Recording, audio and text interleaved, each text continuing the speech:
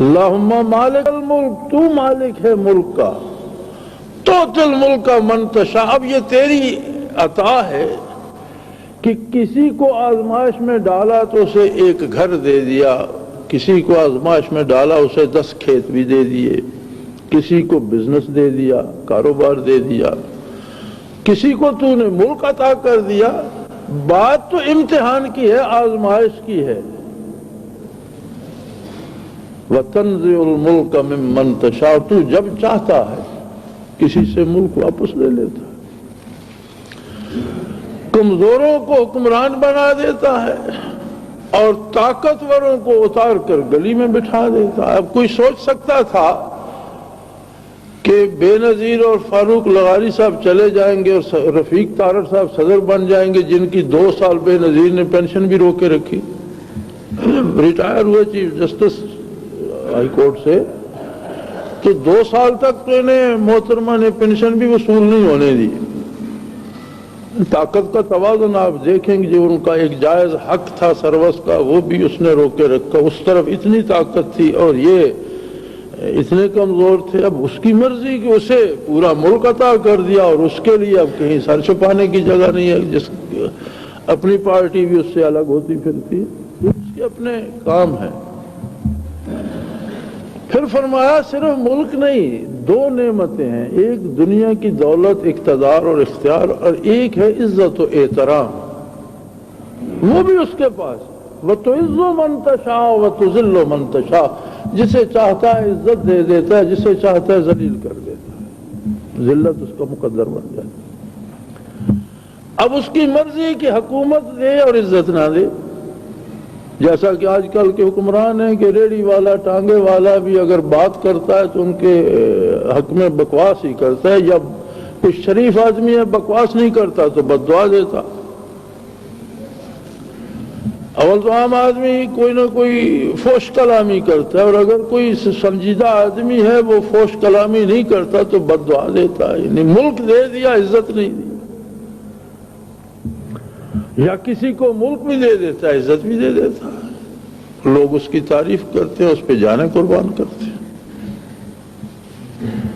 اور کسی کو ملک نہیں دیتا لیکن عزت اتنی دے دیتا ہے کہ حکمران بھی اس کے جوتوں میں بیٹھتے ہیں، اس کی اپنی عطا ہے۔ اور کسی کو نہ ملک دیتا ہے نہ عزت دیتا ہے، بھوکا بھی ہوتا ہے اور رسوا بھی ہوتا ہے۔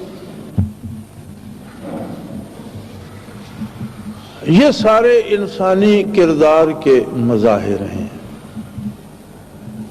جن پر نتائج مرتب ہوتے رہتے ہیں۔ اللہ نے طے شدہ اصول بنا دیے ہیں، قوانین اور ضابطے بنا دیے ہیں، ان ضابطوں کے مطابق یہ چیزیں ملتی رہتی ہیں۔ لیکن یاد رہے اللہ کے بنائے ہوئے ان ضابطوں کے ہم سب مکلف ہیں، اپنی اپنی جگہ پر بیٹھا ہوا ہر آدمی مکلف۔ بنی اسرائیل پر عذاب آیا اور بڑا شدید عذاب آیا۔ قرآن حکیم اس کا ذکر کرتے ہوئے فرماتا ہے وَجَعَلْنَاهُمْ قِرَدَةً وَالْخَنَازِيرَ، ہم نے انہیں مسخ کر کے بندروں اور خنزیروں کی شکل میں بنا دیا۔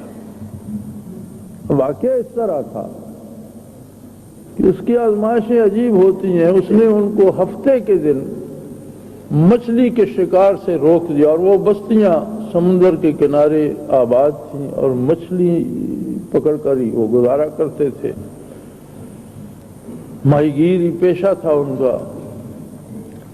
لیکن اللہ کی شان بھی عجیب ہے کہ ہفتے کا دن ان کے لیے مقدس دن ٹھہرا اور اس دن مچھلی پکڑنا منع ہو گیا، اور ہفتے کے دن مچھلیاں ساری جو ہے وہ کناروں کے ساتھ آ جاتی ہیں اور باہر سے نظر آتے ہیں، غولوں کے غول مچھلیوں کے اس کم گہرے پانی میں پھرتے نظر آتے۔ کچھ لوگوں نے پھر تدبیر نکالی، جیسے آج بھی بعض لوگ بعض حرام چیزوں کو، جیسے آج سود کو منافع کہنے کا رواج ڈالا جا رہا ہے، اس طرح کی جو تعویلیں ہوتی ہیں، انہوں نے یہ تعویل تلاش کی کہ بھئی پانی سے لے کر ذرا 10 گز آگے تک نالی بنا کر آگے ایک چھوٹا سا گڑھا تالاب نما بنا دو، پانی اس میں چلا گیا، اب مچھلیاں تو ایک ایک دو دو کر کے نالی سے جائیں گی، جب گڑھا بھر جائے تو نالی جو ہے وہ بند کر دی، تو رہی تو پانی میں ہی لیکن واپس تو نہیں جا سکتی، لیکن ہے تو پانی میں، ہم نے تو نہیں پکڑی، کل پکڑ لیں گے۔ جب یہ معاملہ شروع ہوا تو قوم 3 حصوں میں بٹ گئی۔ کچھ لوگوں نے کہا اللہ سے خوف کرو، یہ بدمعاشی ہے، جب تم نے پانی میں سل وغیرہ رکھ کر پانی کا راستہ بند کر دیا تو مچھلیاں تو پکڑی گئی، یا تو تم راستہ بند نہ کرو، پھر جو واپس نہ جائے دوسرے دن پکڑ لو، اس کے پاس واپسی کا راستہ تو ہے، جب راستہ نہیں پھر تو وہ پکڑی گئی۔ تو یہ ظلم ہے۔ ایک تیسرا فریق جس نے نہ تو مچھلیاں پکڑی اور نہ منع کرنے کے لیے اٹھا، اس نے کہا نہیں بھئی ہم پکڑتے بھی نہیں اور ہم کسی سے کچھ کہتے بھی نہیں، ہر کوئی اپنا حساب دے گا۔ عجیب بات ہے، جب عذاب آیا تو اس نے 2 طبقوں کا ذکر کیا، تیسرے کا نہیں۔ ایک وہ جو منع کرتے تھے، فرمایا انہیں میں نے عذاب سے بچا لیا، اور باقی جو تھے وہ بندر اور خنزیر بن گئے، کچھ مچھلیاں کھا کر بنے اور دوسرے بغیر مچھلیاں پکڑے بن گئے۔ کیونکہ برائی پر سمجھوتا کرنا بھی برائی میں شمولیت، ظلم پر سمجھوتا جو ہے وہ ظلم کرنے کے برابر ہے اور اس کی سزا وہی ہے۔ تو جہاں قرآن حکیم عذاب کا ذکر فرماتا ہے، جتنی قومیں مسخ ہوئی بندر یا خنزیر بنے تو ان کی نسل نہیں چلی، یہ جو موجودہ خنزیر بندر ہیں ان کی نسل نہیں ہے۔ جو انسان مسخ ہوتے تھے وہ 2 دن 3 دن عذاب میں مبتلا رہ کر ہلاک ہو جاتے تھے۔ تو قرآن حکیم نے 2 طبقوں کا ذکر فرمایا، نجات پانے والوں کا یا مسخ ہونے والوں کا۔ تو مفسرین کرام وہاں فرماتے ہیں کہ جو منع نہیں کرتے تھے ان کو اس میں شامل رکھا گیا اور وہ انہی کے ساتھ گیا۔ اللہ کریم اگر کسی کو اقتدار و اختیار دے دیتا ہے تو اس کا یہ مطلب نہیں کہ اکیلا وہ مکلف ہے، ہر مسلمان احقاق حق کا مکلف ہوتا ہے۔ سیدنا فاروق اعظم رضی اللہ عنہ خطبہ دینے کے لیے بیٹھے تو آپ نے ایک سوال کر دیا سامعین پر کہ لوگوں، میں نے اللہ کی آدھی زمین فتح کر ڈالی، کیسر اور کسرا کو میں نے خاک میں ملا دیا، بڑے بڑے جابر اور قاہر لوگوں کا غرور خاک میں مل گیا اور سلطنتوں کے پرخچے ہو گئے اور ہر جگہ اسلام کا علم بلند ہوا۔ اس وقت اللہ نے جو طاقت دنیا میں مجھے دی ہے، اس وقت روئے زمین پر میری طاقت کا کوئی دوسرا فرما روا نہیں۔ اور یہ بات بھی صحیح تھی۔ اس وقت دنیا میں جتنے حکمران باقی ہیں میرے پائے کا کوئی نہیں۔ اب اگر میں سنت رسول اللہ صلی اللہ علیہ وسلم سے ہٹ کر اپنی پسند چلانا چاہوں تو تم میرا کیا بگاڑ لو گے؟ اب تو میں اتنی طاقت میرے پاس ہے، اتنی فوج، اتنا خزانہ، اتنے وسائل اور اتنی بڑی سلطنت کا میں واحد حکمران ہوں۔ اب اگر میں اپنی مرضی سے بھی کچھ کرنا چاہوں تو تم لوگ میرا کیا کر لو گے؟ تو ایک بدوی صحرائی جو باہر سے جمعے کے لیے آیا ہوا تھا سب سے پہلے کھڑا ہو گیا، اور ان کی عادت تھی اپنی تلوار کمر سے باندھے، اس نے تلوار کھینچ لی، اس نے کہا بھی ہمارے بازو میں اتنی قوت ہے کہ تجھے ہماری تلواریں سیدھا کر دے۔ انہوں نے کہا الحمدللہ کہ مسلمان شخصیت پرستی کے سحر میں نہیں آئے۔